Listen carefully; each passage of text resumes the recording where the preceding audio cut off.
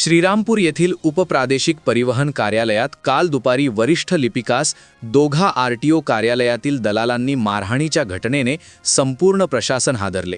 या घटनेच्या निषेधार्थ आज आरटीओ कर्मचाऱ्यांनी आक्रमक पवित्रा घेत लेखणी बंद आंदोलन पुकारले। कार्यालयीन परिसरात धुमाकूळ घालणाऱ्या गुंड प्रवृत्तीच्या दलालांचा तातडीने बंदोबस्त करावा या मागणीसाठी कर्मचाऱ्यांनी महसूल आणि पोलीस प्रशासनाला निवेदन दिले आहे। मिळालेल्या माहितीनुसार श्रीरामपूर आरटीओ कार्यालयात कामकाज सुरू असताना दोघा आरटीओ कार्यालयातील दलालांनी एका कर्मचाऱ्याला मारहाण केली। या मुजोरीमुळे कर्मचाऱ्यांच्या सुरक्षिततेचा प्रश्न ऐरणीवर आला आहे। घटनेचा निषेध करण्यासाठी कर्मचाऱ्यांनी आज सकाळपासूनच कामकाजावर बहिष्कार टाकला। यामुळे कार्यालयाचे कामकाज ठप्प झाले असून लांबून आलेल्या नागरिकांना मोठ्या मनस्तापाला सामोरे जावे लागले।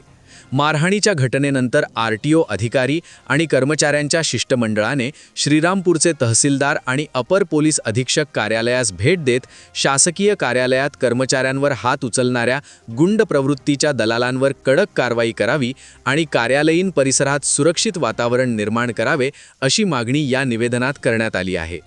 एकीकडे कर्मचाऱ्यांनी सुरक्षेसाठी लेखणी बंद केली असली तरी कामासाठी आलेल्या सर्वसामान्य नागरिकांचे मात्र हाल झाले। सरकारी कार्यालयात जर अधिकारी कर्मचारीच सुरक्षित नसतील तर सामान्यांचे काय असा प्रश्न आता नागरिक विचारत आहेत।